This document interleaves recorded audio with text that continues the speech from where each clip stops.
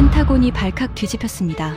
2억 8천만 원짜리 미국 미사일이 8발 중 한 발만 명중한 그 자리에서 3,500만 원짜리 한국산이 8발 전부 명중했습니다.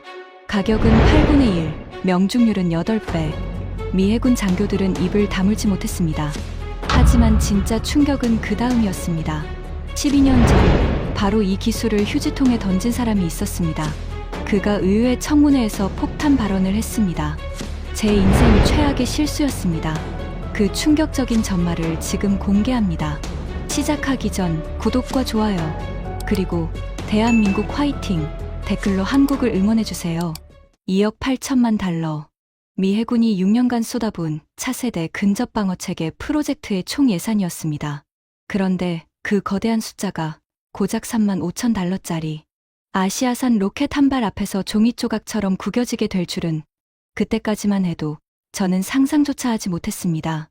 펜타곤 비동 지하 2층 전략분석실. 서버실 냉각팬이 끊임없이 돌아가는 소리가 마치 거대한 심장이 뛰는 것처럼 방 안을 채우고 있었습니다. 저는 32년간 이 건물에서 일해왔지만 이 방에 이렇게 많은 별들이 모인 건 처음이었습니다. 해군 작전사령관 캐서린 오브라이언 중장, 태평양 함대 부사령관, 해군성 차관보까지 은빛 별들이 천장의 형광등 아래서 무겁게 빛나고 있었죠. 그리고 그 별들 사이에 끼어 앉은 별이 없는 양복 차림의 남자, 리처드 웨일라이트, 그리핀 디펜스사의 수석 부사장이자 워싱턴에서 가장 악랄하기로 소문난 로비스트였습니다.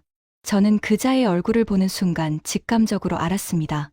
오늘 회의가 순탄치 않으리라는 것을요. 시작하지. 오브라이언 사령관이 손가락으로 테이블을 톡톡 두드렸습니다. 그녀의 손톱에는 매니큐어 한 방울 발려있지 않았습니다. 전투기 조종사 출신다운 실용주의자였죠. 벽면 전체를 덮은 대형 스크린에 영상이 떴습니다. 끝없이 펼쳐진 바다, 회색빛 파도가 일렁이는 태평양 한복판이었습니다. 화면 하단에 찍힌 좌표를 보니 하와이 인근 림팩 훈련 구역이더군요. 그런데 이상했습니다. 화면 속 바다가 마치 끓는 냄비처럼 부글거리고 있었습니다. 뭐지 저건? 누군가 중얼거렸습니다. 화면을 확대하자 그 정체가 드러났습니다. 소형 고속정들이었습니다. 10척, 20척, 30척. 세다가 포기했습니다.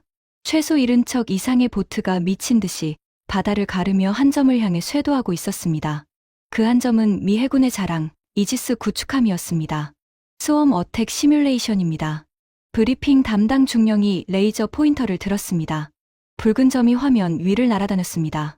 적 세력이 자폭 드론과 무장 고속정을 떼거리로 보내는 전술, 일명 수험 공격입니다. 예멘 후티 반군이 홍해에서 쓰는 방식이죠. 문제는 우리 이지스함의 대응 능력입니다. 화면이 바뀌었습니다. 이번엔 미사일 발사 장면이었습니다. 함정에서 연기를 내뿜으며 솟아오르는 미사일. 웅장하고 아름다운 광경이었습니다. 적어도 처음 몇 초까지는요. 그런데 미사일이 이상한 방향으로 날아갔습니다. 표적을 지나쳐버린 겁니다. 뒤이어 두 번째, 세 번째 미사일도 마찬가지였습니다. 화면에 MISS라는 붉은 글씨가 연달아 떴습니다. SM-2 블록 3발사 8발 중 명중 1발. 명중률 12.5%입니다. 회의실 공기가 얼어붙었습니다. 제 옆에 앉아있던 웨일라이트가 슬쩍 헛기침을 했습니다. SM-2는 그의 회사, 그리핀 디펜스가 납품하는 제품이었으니까요. 이건 시뮬레이션 오류입니다. 웨일라이트가 손을 들었습니다. 실제 상황에선 레이더 성능이 달라요. 안개도 없었을 테고. 사령관님, 우리 시스템에 문제가 있다고 단정 짓기엔 변수가 너무 많습니다. 웨일라이트 부사장. 오브라이언 사령관이 차갑게 그의 말을 잘랐습니다. 이건 시뮬레이션이 아닙니다. 지난달 실제 림팩 훈련 영상이에요. 회의실이 다시 한번 정적에 빠졌습니다. 저는 심장이 철렁 내려앉는 것을 느꼈습니다. 실제 훈련에서 명중률이 12%라고요? 그건 전시 상황에서 우리 함정이 사실상 무방비 상태라는 뜻이었습니다. 그래서 대안을 찾았습니다. 오브라이언 사령관이 리모컨을 눌렀습니다. 화면이 바뀌었습니다. 이번엔 전혀 다른 영상이었습니다. 어딘가 투박해 보이는 발사대, 낡은 트럭 위에 올려진 발사관들. 솔직히 말씀드리면 우리 미군 장비에 비하면 농기계 수준으로 초라해 보였습니다. 이게 뭡니까? 제가 물었습니다. 한국산 유도로켓입니다. 코드명 비룡. 순간 회의실 여기저기서 헛웃음이 터져 나왔습니다. 한국산이요? 웨일라이트가 코웃음을 쳤습니다. 사령관님, 농담이시죠? 우리가 2억 8천만 달러짜리 시스템을 두고 아시아 애들이 만든 장난감을 논의해야 합니까? 장난감인지 아닌지는 직접 보시죠. 오브라이언 사령관의 목소리는 여전히 차분했습니다. 화면 속에서 한국팀의 발사대가 불을 뿜었습니다. 아까 우리 SM-2와는 전혀 다른 소리였습니다. 묵직한 굉음 대신 날카로운 파열음이 연달아 터졌습니다. 시, 8발의 로켓이 거의 동시에 발사관을 떠났습니다. 그리고 정확히 4초 뒤, 콱,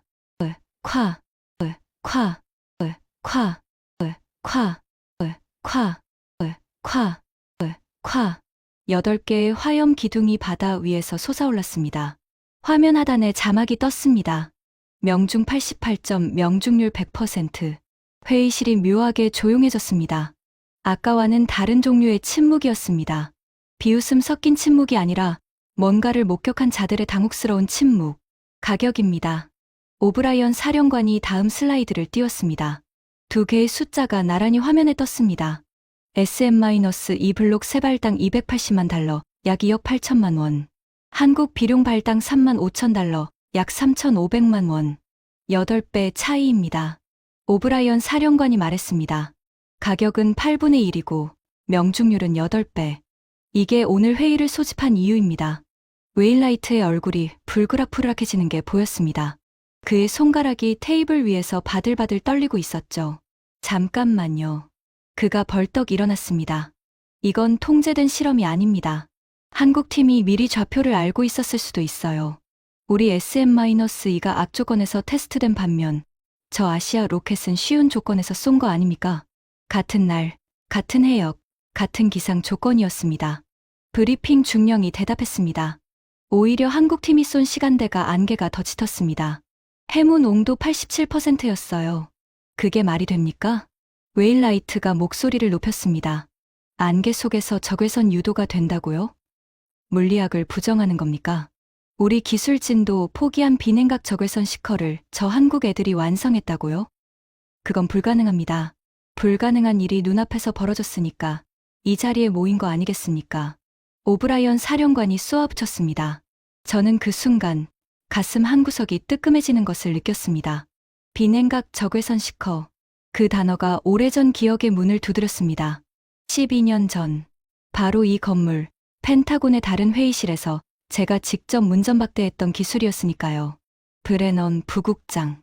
오브라이언 사령관이 저를 불렀습니다. 네, 부국장이 이번 건 담당하세요. 다음 주 림팩 후속 훈련에 참관해서 한국팀과 접촉하고 실제 성능을 검증한 뒤 보고서 올려요. 제가요? 저도 모르게 되물었습니다. 왜요? 문제 있습니까? 문제가 있냐고요? 문제가 있었습니다. 아주 큰 문제가.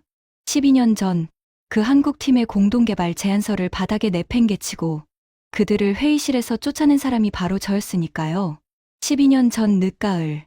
그날도 펜타곤의 하늘은 잿빛이었습니다.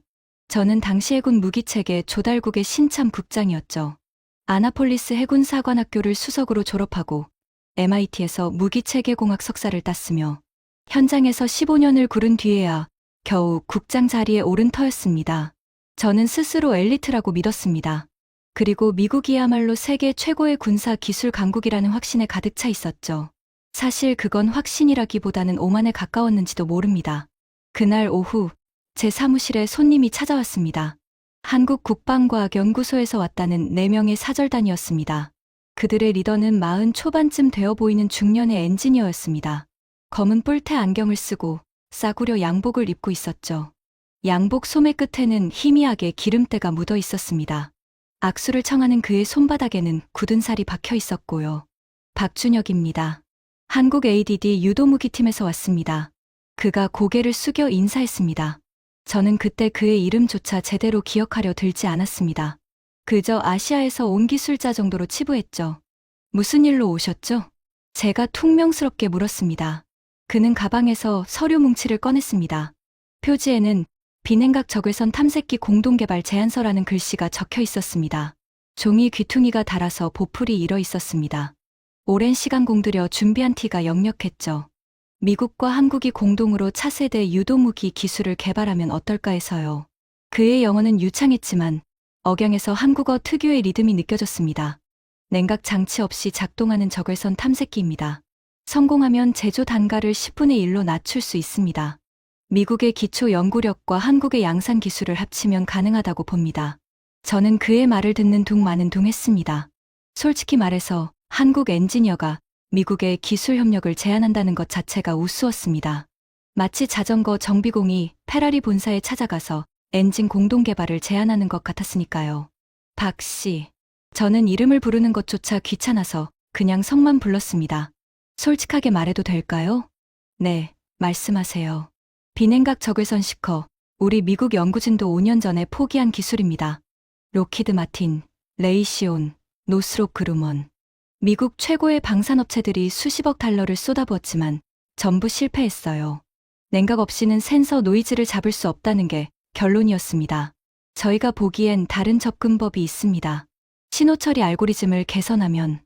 박 씨, 저는 그의 말을 잘랐습니다. 방금 제 말 이해 못하셨나요? 록히드 마틴이 실패했어요. 레이시온이 포기했고요. 그런데 한국이 성공하겠다고요? 솔직히 말해서 미국이 못하는 걸 한국이 할 수 있다고 생각하세요? 회의실에 무거운 침묵이 내려앉았습니다. 박준혁이라는 사람의 얼굴에 감정이 스쳐 지나가는 것이 보였습니다. 분노인지, 수치심인지, 아니면 그 둘이 뒤섞인 무엇인지. 하지만 그는 감정을 빠르게 추스르고 다시 입을 열었습니다. 브레넌 국장님, 저희도 쉽지 않다는 건 알고 있습니다. 하지만 저희 팀이 3년간 연구한 결과 가능성이 있다고 판단했습니다. 최소한 검토라도 해주시면. 검토할 가치가 없습니다. 저는 딱 잘라 말했습니다. 이건 기술의 문제가 아니에요. 미국 방산업계가 한국과 핵심 기술을 공유할 이유가 없습니다. 우리가 얻을 게 뭡니까? 당신들은 우리 기술을 배워가고 우리는 뭘 얻죠? 박준혁의 얼굴이 굳어졌습니다. 저희는 공동개발을 제안하는 겁니다. 일방적으로 기술을 달라는 게 아니라. 그래요. 저는 자리에서 일어났습니다. 회의를 끝내겠다는 신호였죠. 공동개발. 좋은 말이죠. 하지만 현실은 다릅니다. 한국 방산 시장 규모가 얼마죠? 미국의 몇 퍼센트나 되나요? 우리가 굳이 작은 시장을 위해 핵심 기술을 공유할 이유가 없어요. 저는 그가 가져온 제안서를 손에 들었습니다. 그리고 휴지통 위에서 손을 놓았습니다. 퍽, 두툼한 서류가 철제 휴지통 바닥에 떨어지는 소리가 회의실에 울렸습니다. 돌아가세요. 그리고 다음에 펜타곤에 오시려면 좀 더 현실적인 제안을 가져오시길. 박준혁의 손이 미세하게 떨리는 것이 보였습니다. 그의 뒤에 서 있던 젊은 연구원 하나가 앞으로 나서려 했습니다. 아마 항의하려 했겠죠. 하지만 박준혁이 손을 들어 그를 제지했습니다. 알겠습니다. 그가 낮은 목소리로 말했습니다. 시간 내주셔서 감사합니다. 그는 허리를 굽혀 휴지통에서 제안서를 주워들었습니다. 구겨진 표지를 손바닥으로 쓱쓱 펴는 그의 손가락 마디마디가 하얗게 질려 있었습니다. 그들이 회의실 문을 열고 나가는 순간 저는 창밖을 바라보고 있었습니다. 그들의 뒷모습은 눈에 들어오지도 않았죠. 문이 닫히고 나서 저는 혼잣말로 중얼거렸습니다. 한국이 무슨 기술을 개발하겠다고. 그때 제 책상 위 액자 속에서 아버지의 사진이 저를 바라보고 있었습니다. 해군 제복을 입은 젊은 시절의 아버지. 한국전 참전용사, 인천 상륙작전에 참여했던 구축함 승조원. 아버지는 돌아가시기 전에 이상한 말씀을 하셨습니다. 마이클, 한국을 무시하지 마라. 내가 그 나라에서 본 건 폐허 속에서도 눈빛이 살아있는 사람들이었다. 저들은 달라.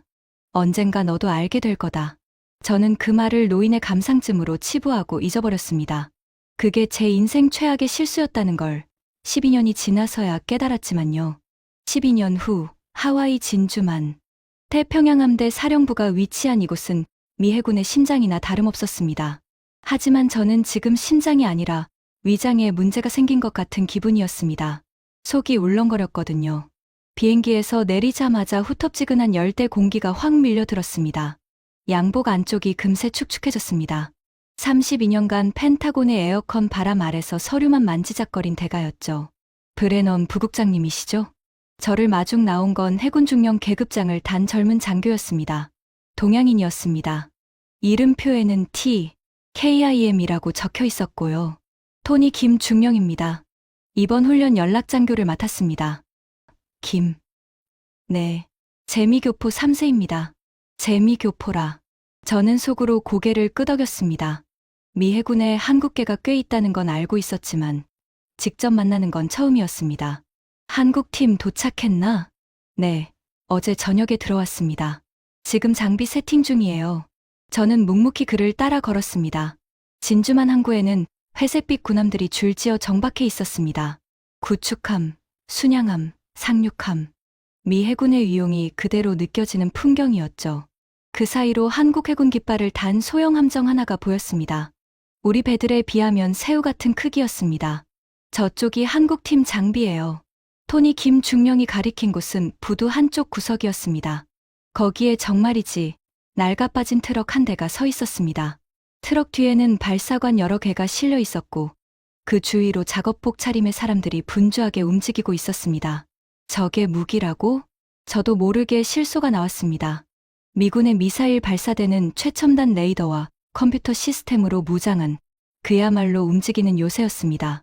그런데 저건 뭡니까? 시골 농부가 감자 실어 나르는 트럭하고 뭐가 다른 겁니까? 가격이 싸니까 저 모양이겠지. 제가 중얼거렸습니다. 부국장님.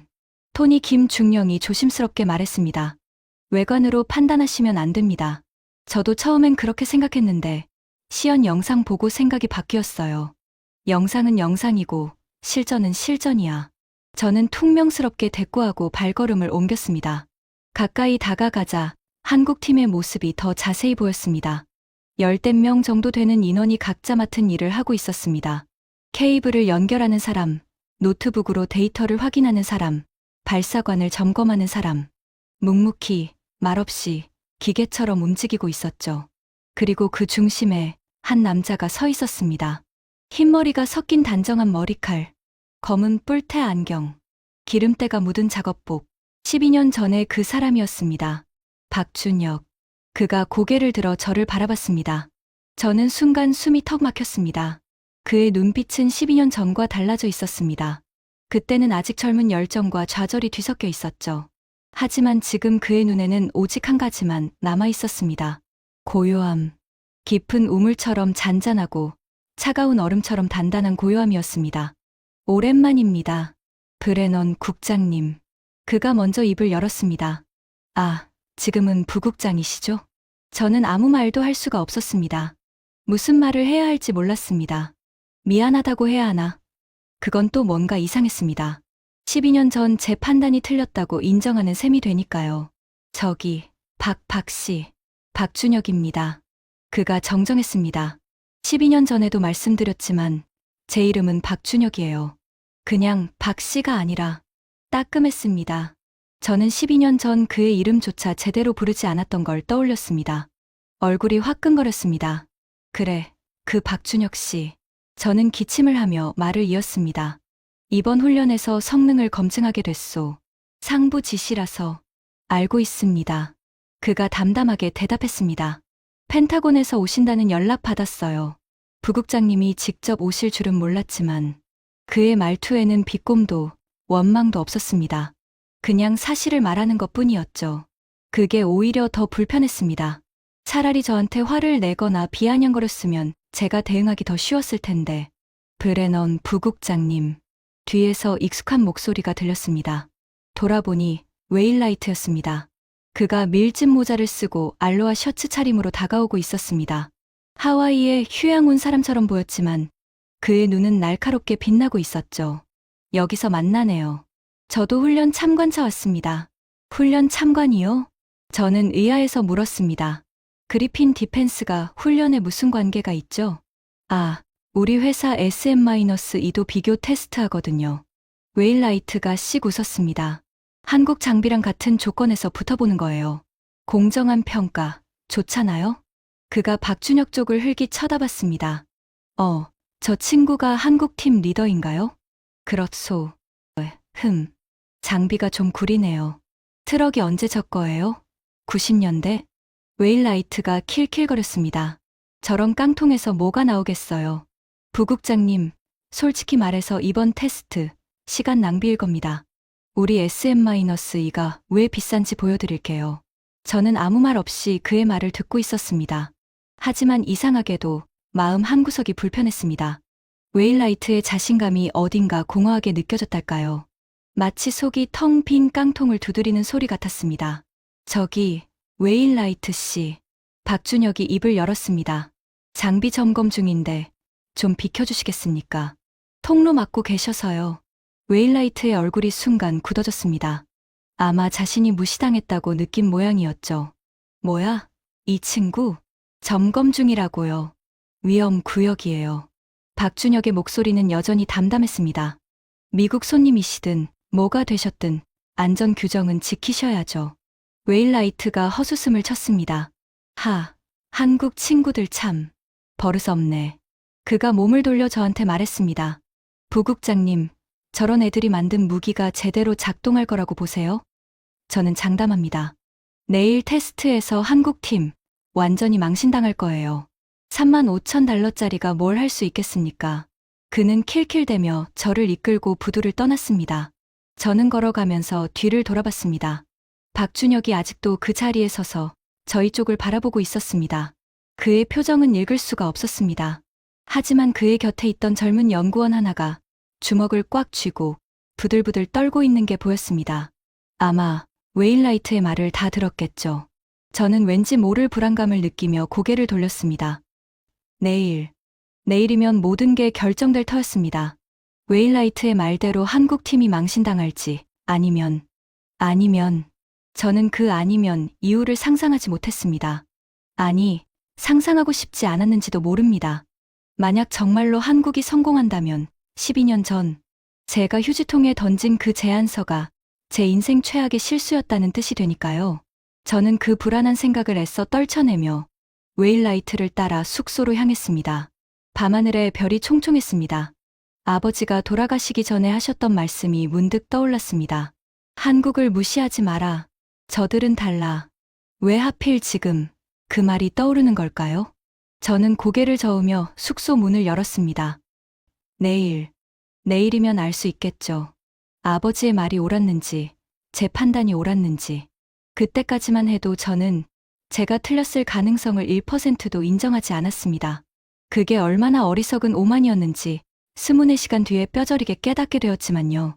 다음 날 새벽 5시, 저는 알람이 울리기도 전에 눈이 떠졌습니다. 창밖으로 하와이의 새벽 하늘이 보였습니다. 수평선 너머로 희뿌연 빛이 번지고 있었죠. 하지만 그 아름다운 풍경이 눈에 들어오지 않았습니다. 간밤에 꿈을 꿨습니다. 아버지가 나오는 꿈이었습니다. 해군 제복을 입은 젊은 시절의 아버지가 인천 앞바다에서 저를 바라보고 있었습니다. 입술이 움직였지만 소리는 들리지 않았습니다. 하지만 저는 그 말이 뭔지 알 것 같았습니다. 한국을 무시하지 마라. 저는 고개를 세차게 흔들며 침대에서 일어났습니다. 샤워기에서 쏟아지는 찬물로 머리를 식혔습니다. 꿈은 꿈일 뿐이라고, 오늘 테스트에서 미국이 제 실력을 보여줄 거라고 스스로를 다독였죠. 오전 7시 훈련장으로 이동했습니다. 진주만에서 헬기로 40분 거리에 있는 해상훈련 구역이었습니다. 이지스 구축함 USS 벤포드호가 훈련의 중심 플랫폼이었습니다. 갑판에 내리자마자 짭조름한 바닷바람이 얼굴을 때렸습니다. 파도 냄새와 철 녹슨 냄새가 뒤섞여 코끝을 찔렀죠. 브레넌 부국장님, 이쪽으로요. 토니 김중령이 저를 안내했습니다. 함교 아래 통제실로 들어서자 수십 개의 모니터가 푸른 빛을 뿜어내고 있었습니다. 레이더 화면, 적외선 영상, 기상 데이터, 온갖 숫자와 그래프가 실시간으로 흘러가고 있었죠. 오, 부국장님. 웨일라이트가 커피잔을 들고 다가왔습니다. 그는 어젯밤 술을 마셨는지 눈이 충혈되어 있었지만 표정만큼은 자신감에 차 있었습니다. 오늘 쇼 기대하세요. 우리 SM-2 블록4가 뭘 할 수 있는지 직접 보여드릴게요. 작년에 업그레이드된 최신형이에요. 2억 8천만 달러 프로젝트의 결실이죠. 한국팀은요? 저 친구들. 웨일라이트가 코웃음을 쳤습니다. 갑판 구석에서 뭔가 만지작거리고 있던데요. 솔직히 저 트럭 발사대 보기만 해도 불안하지 않아요? 하중 계산이나 제대로 했을지. 저는 대답하지 않고 창밖을 바라봤습니다. 갑판 한쪽에 한국팀의 장비가 설치되어 있었습니다. 어제 부두에서 봤던 그 낡은 트럭 발사대. 박준혁이 발사관 옆에 서서 뭔가를 점검하고 있었습니다. 그의 손이 발사관 표면을 천천히 쓸어내리고 있었는데 마치 오랜 친구를 어루만지는 것 같았습니다. 훈련 시작 10분 전입니다. 방송이 울렸습니다. 통제실이 긴장감으로 팽팽해졌습니다. 장교들이 각자의 위치로 이동했고 모니터 앞에 앉은 병사들의 손가락이 바쁘게 움직이기 시작했습니다. 표적 투입합니다. 레이더 화면에 붉은 점들이 나타났습니다. 하나, 둘, 셋. 점점 늘어났습니다. 최종적으로 화면에 찍힌 점은 72개. 무인 고속 드론 72대가 수평선 너머에서 이쪽을 향해 쇄도하고 있었습니다. 스웜 어택 시뮬레이션. 예멘 후티 반군이 홍해에서 사용하는 전술 그대로였습니다. 값싼 드론과 무장 보트를 떼거리로 보내 적함의 방어망을 포화시키는 전략. 이론상으로는 단순하지만 막아내기는 지옥같이 어려운 공격이었죠. 거리 15km.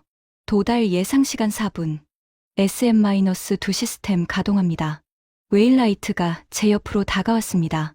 그의 눈이 흥분으로 반짝이고 있었습니다. 보세요, 부국장님. 저게 2억 8천만 달러의 위력입니다. 함정 중앙에 수직 발사대가 열렸습니다. 하얀 연기가 피어오르더니 쿵 하는 굉음과 함께 미사일이 솟아올랐습니다. 웅장했습니다. 수십 년간 미 해군의 방패 역할을 해온 SM-2의 발사 장면은 그 자체로 하나의 예술이었죠. 한 번 발사, 추적 중. 모니터에 미사일의 궤적이 그려졌습니다. 붉은 선이 표적을 향해 날아갔습니다. 그런데 뭔가 이상했습니다. 미사일의 궤적이 흔들리기 시작했습니다. 마치 술 취한 사람처럼 비틀거리더니 표적을 스쳐 지나가 버렸습니다. 한 번 실패, 재조준. 통제실에 긴장이 흘렀습니다. 두 번 발사, 두 번째 미사일이 솟아올랐습니다. 이번에는 궤적이 안정적이었습니다. 표적을 향해 일치선으로 날아갔습니다. 모두가 숨을 죽였습니다. 쾅! 폭발음이 울렸습니다. 두 번 명중. 통제실에서 환호성이 터져 나왔습니다. 웨일라이트가 주먹을 불끈 쥐었죠. 봤죠? 이게 미국 기술이에요. 하지만 환호는 오래가지 않았습니다. 세 번 발사, 추적 중. 실패. 네 번 발사, 추적 중. 실패. 다섯 번 발사, 추적, 이탈. 실패. 모니터에 MISS라는 붉은 글씨가 연달아 떴습니다. 한 번, 두 번, 세 번. 통제실의 공기가 싸늘해지기 시작했습니다. 뭐야, 왜 이래? 웨일라이트의 목소리가 떨리기 시작했습니다. 6번 발사. 실패. 7번 발사. 실패. 8번 발사. 모두가 마지막 미사일을 지켜봤습니다. 제발, 제발 명중해라. 저도 모르게 손에 땀이 흥건해졌습니다. 미사일이 표적을 향해 날아갔습니다. 거리가 좁혀졌습니다. 500m, 300m, 100m. 그리고 스쳐 지나갔습니다. 8번 실패. 통제실이 묘지처럼 고요해졌습니다. 방금 무슨 일이 일어난 건지 아무도 입을 열지 못했습니다. 미국 최신의 미사일 시스템 SM-2 블록 4점. 2억 8천만 달러를 들여 개발한 자랑스러운 방패. 그 방패가 8발 중 1발만 명중시키고 7발을 허공에 날려버린 겁니다. 명중률 12.5%. 이건 오류예요. 웨일라이트가 다급하게 말했습니다. 레이더 간섭이 있었을 거예요. 아니면 기상 조건이. 오늘 안개가 좀 있잖아요? 해무 농도가 얼마나 되죠? 87%입니다. 담당 병사가 대답했습니다. 87%. 그거 봐요. 해무가 너무 짙어서 적외선 유도가 제대로 안 된 거예요. 정상 조건에서 다시 테스트하면 결과가 달라질 겁니다. 웨일라이트가 변명을 늘어놓는 동안 저는 창밖을 바라봤습니다. 갑판 구석에 서 있는 박준혁이 보였습니다. 그는 우리 쪽을 쳐다보고 있지 않았습니다. 그냥 조용히 자신의 발사대 앞에 서서 뭔가를 기다리고 있는 것 같았습니다. 자, 다음은 한국팀 차례입니다. 방송이 울렸습니다. 웨일라이트가 피식 웃었습니다. 한국팀, 우리가 이 조건에서 12%밖에 못 맞췄는데 3만 달러짜리 깡통이 뭘 할 수 있겠어요. 지켜보세요, 부국장님. 저 친구들 완전히 망신당할 겁니다. 저는 아무 말 없이 모니터를 바라봤습니다. 새로운 표적 72대가 수평선 너머에서 다시 쇄도하기 시작했습니다. 같은 조건, 같은 해역, 같은 안개. 모든 것이 동일했습니다. 단 하나, 무기만 달랐죠. 한국팀 발사 준비 완료. 갑판 스피커에서 통보가 흘러나왔습니다. 저는 창밖으로 고개를 돌렸습니다. 박준혁이 발사대 옆에 서 있었습니다. 그의 손에는 작은 무전기 하나만 들려 있었습니다. 우리 SM-2 시스템의 거대한 통제 콘솔과는 비교도 안 되는 장비였죠. 저거 무전기 하나로 조종하는 거예요? 웨일라이트가 비웃듯 말했습니다. 장난감 맞네. 진짜 장난감. 부국장님, 저거 보세요. 원격 조종 자동차 수준이에요. 통제실의 몇몇 장교들도 피식피식 웃었습니다. 미국 최첨단 시스템과 비교하면 한국팀의 장비는 확실히 초라해 보였으니까요. 표적 거리 12km, 도달 예상 3분. 레이더 화면의 붉은 점들이 빠르게 다가오고 있었습니다.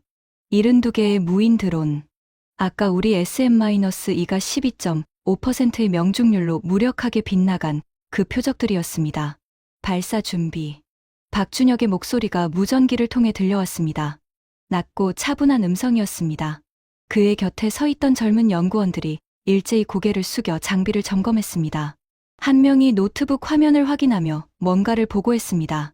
거리가 멀어서 소리는 들리지 않았지만 박준혁이 고개를 끄덕이는 게 보였습니다. 거리 8km, 발사 3초 전. 박준혁이 손을 들었습니다. 통제실이 조용해졌습니다. 아까까지 킬킬대던 장교들도 입을 다물었습니다. 농담이든 뭐든 발사 순간만큼은 지켜봐야 했으니까요. 3, 2, 1점. 발사. 낡은 트럭 발사대에서 불꽃이 튀었습니다. 날카로운 파열음이 울렸습니다. 우리 SM-2의 묵직한 굉음과는 전혀 다른 소리였습니다. 가볍고 빠르고 예리한 소리. 시, 시, 시, 시, 시, 시, 시, 시. 8발의 로켓이 거의 동시에 발사관을 떠났습니다. 하얀 연기 꼬리를 남기며 수평선을 향해 날아갔습니다. 추적 시작. 모니터에 8개의 궤적이 그려졌습니다. 초록색 선들이 표적을 향해 일직선으로 뻗어갔습니다. 웨일라이트가 코웃음을 쳤습니다. 날아가는 건 예쁘네요. 문제는 맞추느냐지. 저도 솔직히 기대하지 않았습니다. 아까 우리 시스템이 12%밖에 못 맞췄는데 저 싸구려 로켓이 뭘 할 수 있겠습니까? 그냥 형식적으로 쏘고 끝나겠지. 그렇게 생각했습니다. 표적 접근 중. 충돌 예상 4초. 모니터 속 초록색 선들이 붉은 점들에 가까워졌습니다. 4초, 3초, 2초, 1초. 쾅. 첫 번째 폭발이 터졌습니다. 화면에 HIT라는 초록색 글씨가 떴습니다. 한 번 명중. 쾅. 2번 명중. 쾅. 쾅. 3번, 4번 명중. 통제실에서 누군가 헛기침을 했습니다. 쾅. 쾅. 쾅. 5번, 6번, 7번 명중. 마지막 한 발이 남았습니다. 모든 시선이 모니터에 집중되었습니다. 저도, 웨일라이트도, 통제실의 모든 장교들도 숨을 죽이고 화면을 바라봤습니다. 초록색 선이 마지막 붉은 점에 다가갔습니다. 그리고 쾅. 8번 명중. 통제실이 정적에 휩싸였습니다. 아무도 말이 없었습니다. 아무도 움직이지 않았습니다. 모니터 화면에 찍힌 결과만이 푸른빛 속에서 빛나고 있었습니다. 명중 88, 명중률 100%, 8발 전부 명중. 같은 조건, 같은 해역, 같은 안개 87%. 우리 SM-2가 한 발만 맞추고 7발을 허공에 날린 바로 그 조건에서 한국의 35,000달러짜리 로켓은 8발을 전부 명중시켰습니다. 이건 웨일라이트가 입을 벌렸습니다. 하지만 다음 말이 나오지 않았습니다. 이건 뭐야? 그가 다시 중얼거렸습니다. 이건 말이 안 돼. 레이더 조작이야. 아니면 미리 좌표를 입력해 놓은 거야. 적외선 유도가 해무 87%에서 작동한다고. 그건 물리적으로 불가능해. 웨일라이트 부사장. 뒤에서 목소리가 들렸습니다. 돌아보니 캐서린 오브라이언 사령관이 서 있었습니다.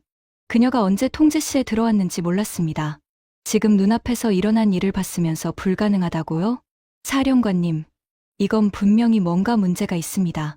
한국팀이 사전에 표적 정보를 입수했거나 아니면 발신기를 심어놨거나 같은 조건, 같은 표적, 같은 시스템이었습니다. 오브라이언 사령관이 차갑게 말했습니다. 우리 팀이 표적을 투입했고 우리 레이더가 추적했어요. 한국팀은 발사만 했을 뿐입니다. 조작 의혹 제기하시려면 증거를 가져오세요. 웨일라이트의 얼굴이 불그락불락해졌습니다.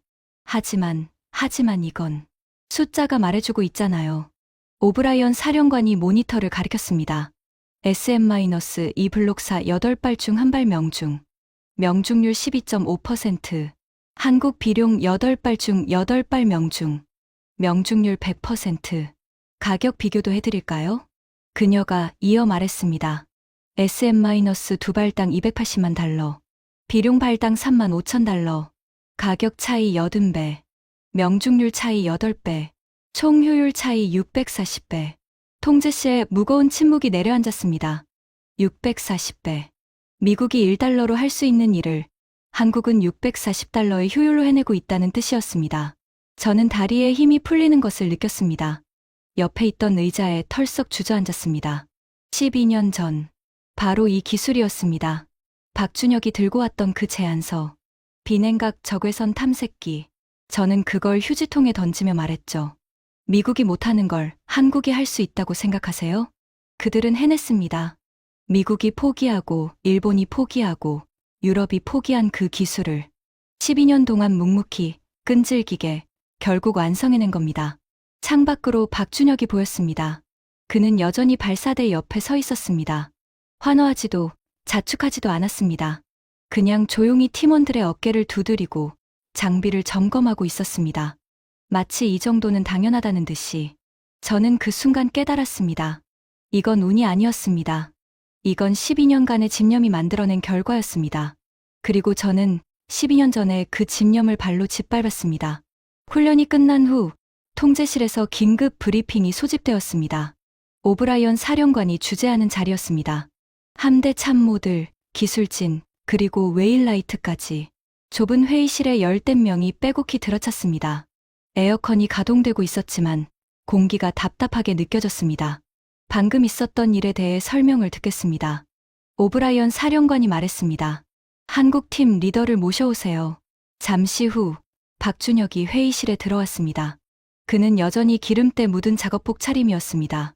회의실에 있는 다른 사람들은 죄다 깔끔한 정장이나 군복을 입고 있었죠. 그와 우리 사이의 대비가 묘하게 느껴졌습니다. 박준혁 씨? 오브라이언 사령관이 물었습니다. 네, 박준혁입니다. 그가 고개를 숙였습니다. 방금 테스트 결과에 대해 설명해 주시겠습니까? 어떻게 해무 87% 조건에서 100% 명중률을 달성한 거죠? 박준혁이 잠시 침묵했습니다. 그가 회의실을 둘러봤습니다. 의심과 경계로 가득한 눈빛들. 웨일라이트는 대놓고 적대적인 표정을 짓고 있었고 다른 장교들도 호의적이지 않았습니다. 간단히 말씀드리면 박준혁이 입을 열었습니다. 우리는 문제를 다르게 정의했습니다. 다르게요? 네. 미국을 비롯한 대부분의 국가들은 적외선 센서의 노이즈를 하드웨어로 해결하려 했습니다. 센서를 냉각시켜서 열 잡음을 줄이는 방식이죠. 하지만 그 방식은 비용이 많이 들고 장비가 복잡해지며 고장 확률이 높아집니다. 그가 잠시 말을 멈췄습니다. 우리는 반대로 접근했습니다. 하드웨어를 바꾸는 대신 소프트웨어로 해결했어요. 노이즈가 있는 상태에서도 표적을 식별할 수 있는 신호 처리 알고리즘을 개발한 겁니다. 그게 가능합니까? 오브라이언 사령관이 물었습니다. 12년이 걸렸습니다. 박준혁이 담담하게 대답했습니다. 처음 3년은 완전한 실패였어요. 그 다음 4년은 부분적인 성공. 그리고 마지막 5년 동안 알고리즘을 계속 개선했습니다. 수천 번의 시뮬레이션과 수백 번의 실제 테스트를 거쳤죠. 회의실이 조용해졌습니다. 12년. 그가 말한 12년이라는 단어가 제 가슴에 모처럼 박혔습니다. 12년 전 제가 그의 제안서를 휴지통에 던졌을 때 그는 포기하지 않았습니다. 돌아가서 처음부터 다시 시작한 겁니다. 미국의 도움 없이 자기 힘으로. 잠깐만요. 웨일라이트가 끼어들었습니다. 알고리즘으로 해결했다고요? 그러면 하드웨어는 뭘 쓴 겁니까? 시중에서 구할 수 있는 범용 적외선 센서입니다. 뭐라고요? 웨일라이트가 벌떡 일어났습니다. 범용 센서라고요? 우리가 수백만 달러짜리 특수 센서를 쓰는데 당신들은 그냥 일반 부품을 썼다고? 정확합니다. 박준혁의 목소리는 여전히 차분했습니다. 센서 자체의 성능은 미국 제품의 3분의 1 수준입니다. 하지만 알고리즘이 그 차이를 상쇄하고도 남습니다. 그게 말이 됩니까? 웨일라이트가 목소리를 높였습니다. 하드웨어가 떨어지는데 소프트웨어로 뒤집는다고. 그건 물리학을 부정하는 거 아닙니까? 물리학을 부정하는 게 아니라 박준혁이 말했습니다. 물리학을 더 깊이 이해하는 겁니다. 회의실에 정적이 흘렀습니다. 웨일라이트의 얼굴이 불그락불락해졌습니다. 반박하고 싶지만 할 말이 없는 표정이었죠. 박준혁 씨, 오브라이언 사령관이 물었습니다. 개당 가격이 35,000달러라고 했죠? 네, 양산 단가 기준입니다. 우리 SM-2는 280만 달러입니다. 80배 차이네요. 네, 그러면 같은 예산으로 80배 더 많은 발사체를 확보할 수 있다는 뜻입니까? 단순 계산으로는 그렇습니다. 박준혁이 고개를 끄덕였습니다.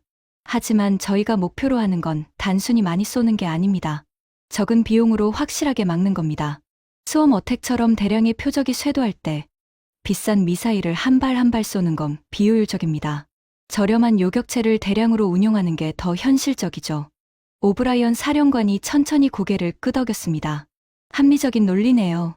그녀가 자리에서 일어났습니다. 박준혁 씨, 감사합니다. 더 자세한 기술 검토는 추후에 진행하겠습니다. 박준혁이 고개를 숙여 인사하고 회의실을 나갔습니다. 문이 닫히고 나서 웨일라이트가 폭발했습니다. 사령관님, 저건 명백한 덤핑입니다. 한국 정부가 보조금을 줘서 가격을 낮춘 거예요. 그런 거랑 우리 제품을 비교하면 안 됩니다. 웨일라이트 씨, 오브라이언 사령관이 차갑게 말했습니다. 방금 당신 회사 제품은 8발 중 1발 맞았습니다. 한국 제품은 8발 전부 맞았고요. 가격이 문제가 아니라 성능이 문제예요. 성능으로 답해주세요. 웨일라이트가 입을 벌렸다 닫았습니다. 할 말이 없었던 겁니다. 저는 조용히 자리에서 일어났습니다. 가슴이 답답했습니다. 밖으로 나가서 바람이라도 쐬고 싶었습니다. 복도로 나오니 박준혁이 멀리서 걸어가고 있었습니다. 박 씨, 아니, 박준혁 씨. 저도 모르게 그를 불렀습니다. 그가 멈추고 돌아봤습니다. 저는 그에게 다가갔습니다. 무슨 말을 해야 할지 몰랐습니다. 그냥 발이 먼저 움직였습니다. 저기. 네. 말이 나오지 않았습니다. 박준혁이 조용히 저를 바라봤습니다. 그의 눈에는 원망도 승리감도 없었습니다. 그냥 담담한 눈빛이었습니다. 12년 전 일 기억하십니까? 그가 먼저 물었습니다. 기억합니다. 저는 고개를 숙였습니다. 제가 그때 무례했습니다. 당신의 제안서를 제대로 검토도 안 하고. 괜찮습니다. 박준혁이 말했습니다. 덕분에 우리가 직접 해냈으니까요. 그 말이 비수처럼 가슴에 꽂혔습니다. 덕분에. 그는 제 거절을 원동력으로 삼았던 겁니다. 미국이 안 도와주면 우리가 직접 하겠다. 그 각오로 12년을 버텨온 거였죠. 하나만 물어봐도 되겠습니까? 저는 힘겹게 말했습니다. 12년 동안 포기하고 싶지 않았습니까? 성공할 거라는 보장도 없었는데. 박준혁이 잠시 침묵했습니다. 그가 주머니에서 뭔가를 꺼냈습니다. 낡은 수첩이었습니다. 모서리가 닳고 표지에 얼룩이 묻어 있었습니다. 이거. 그가 수첩을 펼쳤습니다. 첫 페이지에 날짜가 적혀 있었습니다. 12년 전 날짜였습니다. 바로 제가 그의 제안서를 휴지통에 던진 그 날짜. 그 아래에 한 줄이 적혀 있었습니다. 언젠가 그들도 알게 될 것이다. 저는 가슴이 먹먹해지는 것을 느꼈습니다. 매일 실험 기록을 썼습니다. 박준혁이 말했습니다. 실패한 날은 왜 실패했는지, 성공한 날은 뭐가 달랐는지. 2847일 동안 하루도 빠지지 않았습니다. 2847일. 네, 정확히 그만큼 걸렸습니다. 그가 수첩을 도로 주머니에 넣었습니다. 포기하고 싶었던 날은 세지도 않았습니다. 셀 수 없을 만큼 많았으니까요. 하지만 매번 이 수첩을 펼칠 때마다 생각했습니다. 오늘 포기하면 어제까지의 2846일이 헛된다고. 저는 아무 말도 할 수 없었습니다. 그저 고개를 숙이고 서 있었습니다. 브레넌 부국장님. 박준혁이 말했습니다. 원망 같은 건 없습니다. 진심으로요. 12년 전 당신이 거절했을 때 저도 처음엔 분했습니다. 하지만 지금 생각하면 그게 우리를 더 강하게 만들었어요. 그가 몸을 돌려 걸어가기 시작했습니다. 아, 그리고 그가 멈추고 돌아봤습니다. 부국장님 아버지분. 한국전 참전 용사시라고 들었습니다. 저는 깜짝 놀랐습니다. 그걸 어떻게 알았을까요? 저희 아버지도 그때 싸우셨어요. 인천에서요. 미 해군이 와준 덕분에 살아남으셨다고 하셨습니다. 박준혁이 미소를 지었습니다. 처음으로 보는 그의 미소였습니다. 그래서 저는 미국을 미워한 적이 없습니다. 다만 인정받고 싶었을 뿐이에요. 동등한 파트너로서. 그는 고개를 숙여 인사하고 떠났습니다. 저는 한참 동안 그 자리에 서 있었습니다. 아버지의 얼굴이 떠올랐습니다. 한국을 무시하지 마라. 저들은 달라. 아버지. 이제야 알겠습니다. 당신이 왜 그런 말씀을 하셨는지. 그날 저녁, 저는 함정 내 개인 선실에서 잠을 이루지 못했습니다. 천장을 바라보며 오늘 있었던 일을 되짚었습니다. 숫자들이 머릿속에서 맴돌았습니다. 12.5%와 100%, 280만 달러와 3만 5천 달러, 12년과 2847일. 새벽 2시쯤 저는 결국 침대에서 일어났습니다. 노트북을 열고 데이터를 분석하기 시작했습니다. 펜타곤 데이터베이스에 접속했습니다. SM-2의 과거 실전 기록과 훈련 데이터를 전부 불러왔습니다. 수천 페이지에 달하는 보고서와 통계 자료. 눈이 침침해질 때까지 읽고 또 읽었습니다. 결론은 충격적이었습니다. SM-2의 평균 명중률은 공식적으로 90%로 알려져 있었습니다. 하지만 그건 이상적인 조건에서의 수치였습니다. 해무, 전자전 간섭, 다중표적 상황 같은 실제 전투 환경에서의 명중률은 훨씬 낮았습니다. 제가 찾아낸 내부 보고서에 따르면 복잡한 환경에서의 실제 명중률은 30에 45% 수준. 오늘처럼 해무가 짙은 조건에서는 15에 20%까지 떨어졌습니다. 12.5%는 예외적인 실패가 아니었습니다. 예상 범위 내의 결과였던 겁니다. 저는 손으로 얼굴을 문질렀습니다. 32년간 펜타곤에서 일하면서 몰랐던 사실이었습니다. 아니, 알고 싶지 않았던 건지도 모릅니다. 다음으로 비용 분석을 했습니다. SM-2 한 발 가격 280만 달러, 연간 훈련 및 실사격 소요량 약 200발, 연간 비용 5억 6천만 달러, 한국 비룡 한 발 가격 3만 5천 달러, 같은 소요량 기준 700만 달러, 차액 5억 5천 3백만 달러, 연간 5억 달러 이상을 절약할 수 있다는 계산이 나왔습니다. 10년이면 55억 달러, 항공모함 한 척 값이었습니다. 미쳤군. 저는 혼잣말로 중얼거렸습니다. 숫자는 거짓말을 하지 않습니다. 그리고 이 숫자들은 하나의 진실을 가리키고 있었습니다. 우리는 12년 동안 잘못된 길을 걸어왔습니다. 비싼 게 좋은 거라고 믿었습니다. 미국 기술이 최고라고 자만했습니다.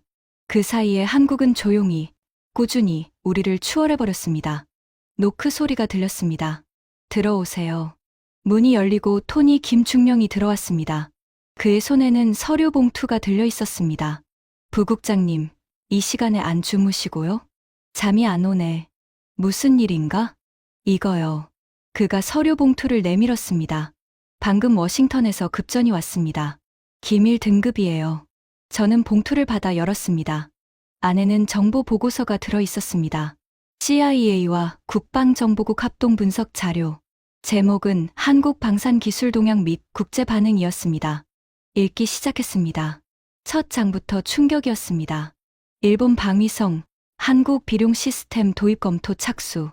해상자위대 호위함 탑재 가능성 타진 중. 일본이요? 일본이 한국 무기를 도입한다고요? 저는 페이지를 넘겼습니다. 호주 해군, 한국 ADD와 기술 협력 MOU 체결 추진. 콜린스급 잠수함 방어 시스템 현대화의 비룡 기술 적용 검토. 나토 사무국, 한국 방산 기술 평가단 파견 결정. 폴란드, 루마니아 등 동유럽 회원국 관심 집중. 사우디아라비아, UAE 등 중동 6개국, 한국 방산 전시회 참관단 파견 확정. 저는 보고서를 내려놓았습니다. 손이 떨리고 있었습니다. 일본, 호주, 나토, 중동. 세계가 이미 알고 있었습니다. 한국이 뭔가 대단한 걸 만들어냈다는 것을. 오직 미국만 모르고 있었던 겁니다. 아니, 알면서도 인정하기 싫었던 건지도 모릅니다. 토니. 저는 중령을 불렀습니다. 네, 부국장님. 자네 한국계 아닌가? 이런 소식 알고 있었나? 토니 김중령이 잠시 머뭇거렸습니다. 솔직히 말씀드리면 그가 말했습니다. 저도 최근에야 알았습니다. 미군 내에서 한국 방산에 대한 관심이 갑자기 높아졌거든요. 특히 젊은 장교들 사이에서요. 젊은 장교들? 네. SNS나 유튜브에서 한국 무기 영상이 많이 돌아요. K2 전차, K9 자주포, 그리고 이번에 화제가 된 비룡까지. 미군 장교들도 다 보거든요. 저는 한숨을 쉬었습니다. 세상이 변하고 있었습니다. 미국이 최고라는 공식은 더 이상 당연하지 않았습니다. 적어도 방산 분야에서는. 토니, 하나만 더 물어보지. 네, 자네가 보기에 한국이 왜 이렇게 빠르게 성장한 것 같나? 토니 김중령이 생각에 잠겼습니다. 저도 많이 생각해봤는데요. 그가 천천히 말했습니다. 제 생각엔 절박함 때문인 것 같습니다. 절박함. 네. 한국은 북한이라는 위협이 바로 코앞에 있잖아요. 휴전선에서 서울까지 40km밖에 안 되고요. 미국은 바다 건너 멀리 있지만 한국은 그렇지 않습니다. 그가 말을 이었습니다. 그래서 한국 사람들은 국방을 남의 일로 생각하지 않아요. 자기 가족, 자기 집을 지키는 문제로 받아들이죠. 그 절박함이 기술 개발의 원동력이 된 것 같습니다. 저는 고개를 끄덕였습니다. 절박함. 우리 미국에겐 없는 것이었습니다. 태평양과 대서양이라는 천연 방벽 뒤에 숨어서 전쟁은 항상 남의 땅에서 벌어지는 일이었으니까요. 한국은 달랐습니다. 전쟁이 끝나지 않은 나라. 언제든 불이 붙을 수 있는 화약고 위에 사는 사람들. 그들에게 무기는 게임이 아니라 생존이었습니다.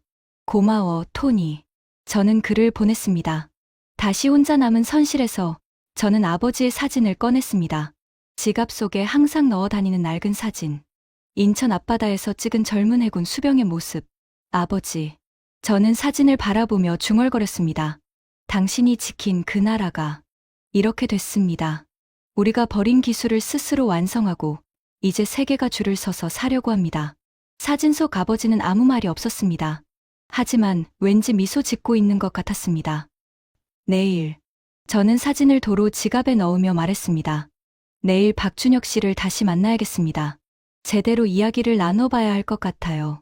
창밖으로 동이 트고 있었습니다. 긴 밤이 끝나가고 있었습니다. 다음 날 오전. 저는 한국팀이 묵고 있는 숙소를 찾아갔습니다. 진주만 기지 외곽의 허름한 게스트하우스였습니다. 미군 고급 장교들이 묵는 호텔과는 비교도 안 되는 시설이었죠. 페인트가 벗겨진 외벽, 녹슨 에어컨 실외기. 하지만 안에서는 분주한 움직임이 느껴졌습니다. 부국장님, 토니 김중령이 의아한 표정으로 물었습니다. 왜 갑자기 여길? 박준혁 씨를 만나고 싶어서. 저는 대답하고 숙소 문을 두드렸습니다. 잠시 후 문이 열리고 젊은 연구원이 얼굴을 내밀었습니다. 어제 갑판에서 봤던, 주먹을 꽉 쥐고 분노를 참던 그 청년이었습니다. 누구세요? 아, 그가 저를 알아봤습니다. 눈빛이 차갑게 변했습니다. 뭔 일이시죠? 박준혁 팀장님 계신가? 팀장님 바쁘신데요. 젊은 연구원의 목소리에 적대감이 묻어났습니다. 당연했습니다. 어제 웨일라이트가 했던 말을 다 들었을 테니까요. 괜찮아, 민수야. 안에서 박준혁의 목소리가 들렸습니다. 들어오시라고 해. 젊은 연구원, 민수라고 불린 청년이 마지못해 문을 열어줬습니다. 숙소 안은 좁은 거실 겸 작업실이었습니다. 바닥에 케이블이 어지럽게 널려 있었고 구석에 쌓인 장비 상자들 위로 노트북 세 대가 돌아가고 있었습니다. 박준혁이 테이블 앞에 앉아 있었습니다. 그의 앞에는 두꺼운 서류 뭉치가 펼쳐져 있었습니다. 앉으세요, 부국장님. 그가 맞은편 의자를 가리켰습니다. 저는 앉으면서 테이블 위 서류를 슬쩍 봤습니다. 영어, 일본어, 아랍어가 섞여 있었습니다. 바쁘신 것 같네요. 네. 좀요. 박준혁이 서류를 정리하며 말했습니다. 일본 방위성, 호주 국방부, UAE 국방부에서 기술 문의가 쏟아지고 있습니다. 어제 테스트 영상이 이미 퍼진 모양이에요. 영상이 유출됐다고요? 유출이라기보단 박준혁이 미소 지었습니다. 참관했던 각국 무관들이 본국에 보고한 거겠죠.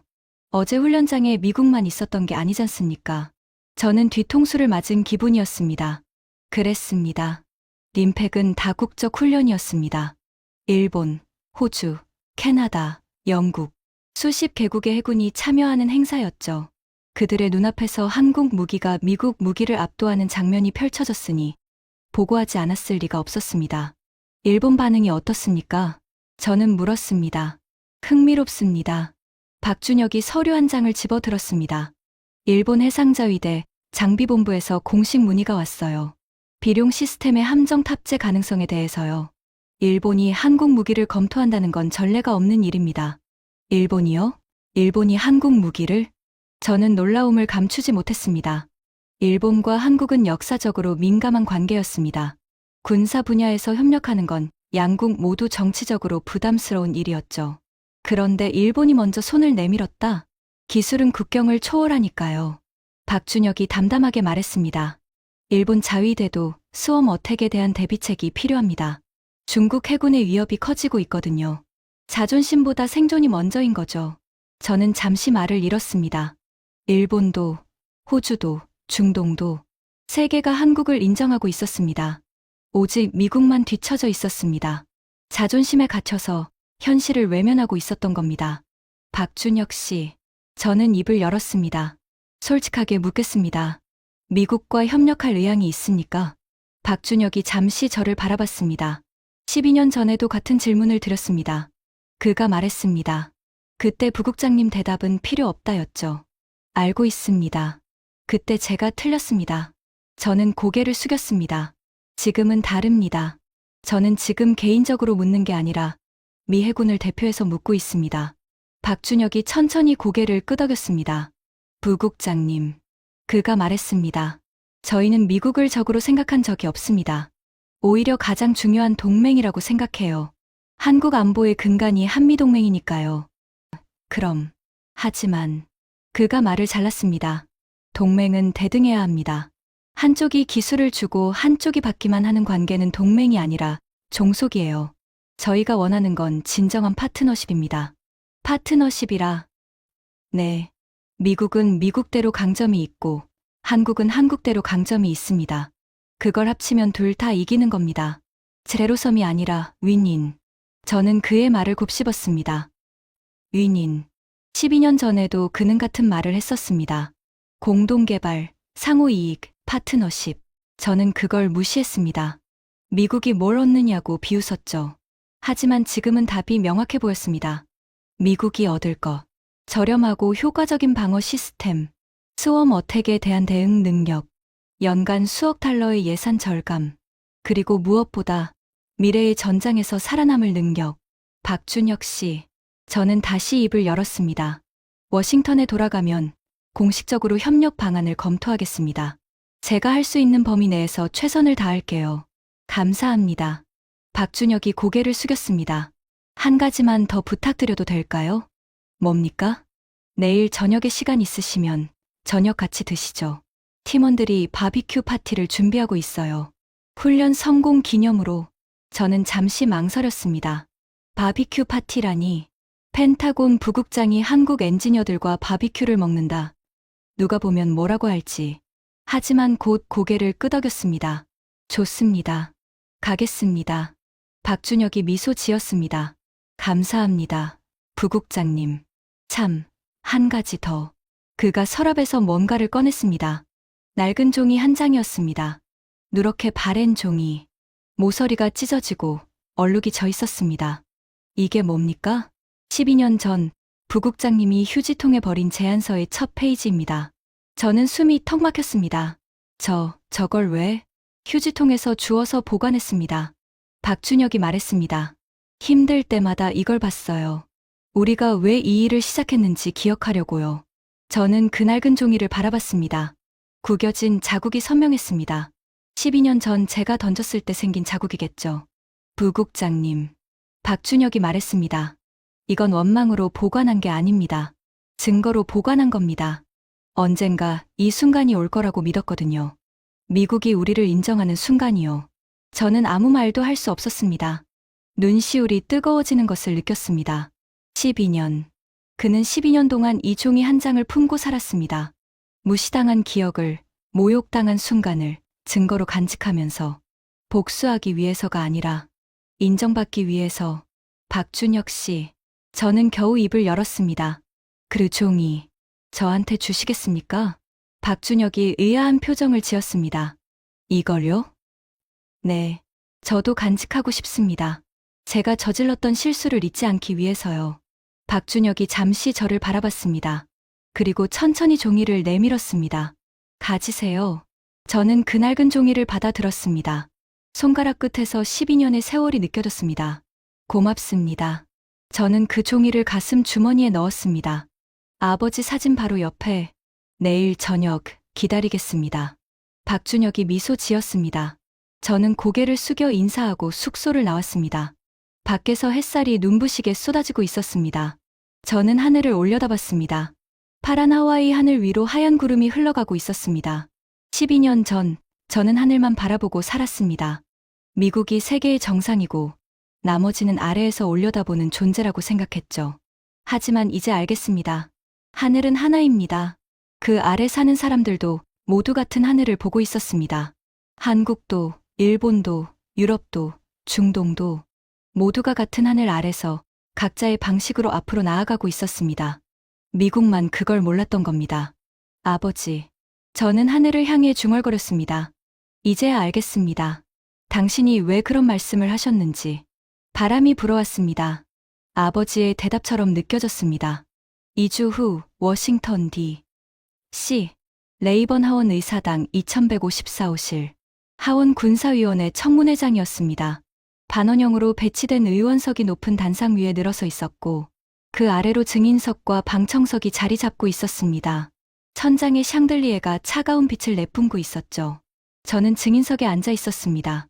32년간 펜타곤에서 일하면서 의회에 불려온 적은 많았습니다. 하지만 이렇게 긴장된 적은 처음이었습니다. 손바닥에 땀이 흥건했습니다. 양복 안쪽 주머니에서 낡은 종이 한 장의 감촉이 느껴졌습니다. 12년 전 제가 휴지통에 던졌던 그 제안서. 오늘 청문회를 시작하겠습니다.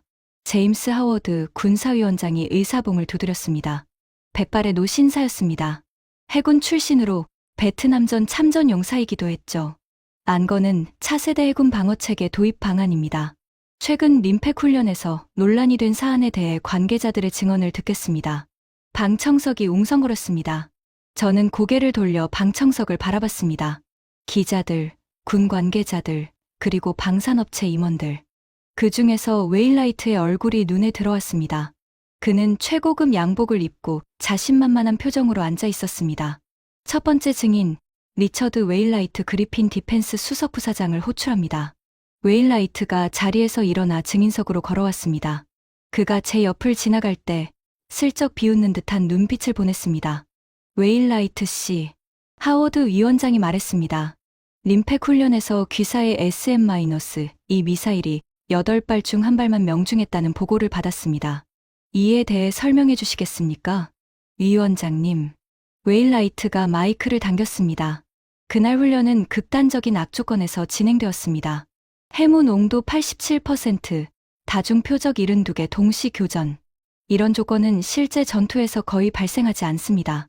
하지만 같은 조건에서 한국 무기는 100% 명중했다고 들었는데요.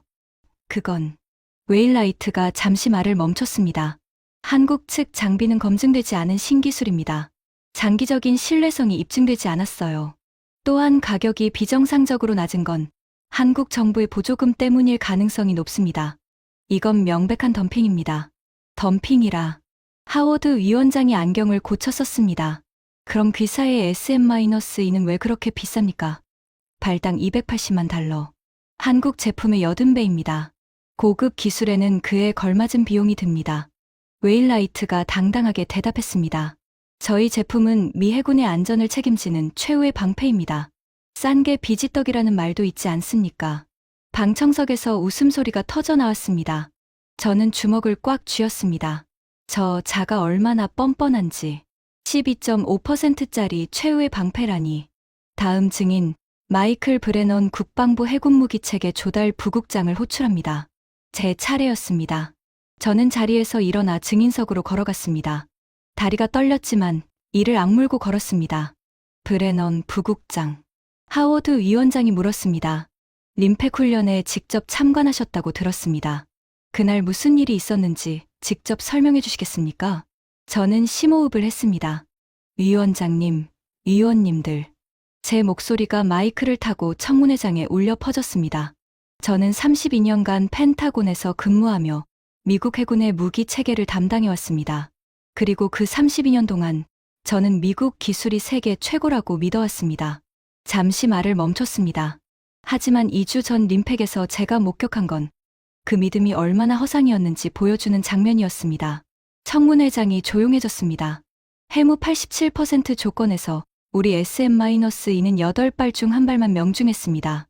같은 조건에서 한국의 비룡은 8발 전부 명중했습니다. 가격은 80분의 1입니다. 그건 한국이 조작을. 웨일라이트가 끼어들었습니다. 증인은 발언권이 없습니다. 하워드 위원장이 날카롭게 제지했습니다. 브레넌 부국장, 계속하세요. 감사합니다. 저는 다시 입을 열었습니다. 저는 그날의 데이터를 직접 분석했습니다.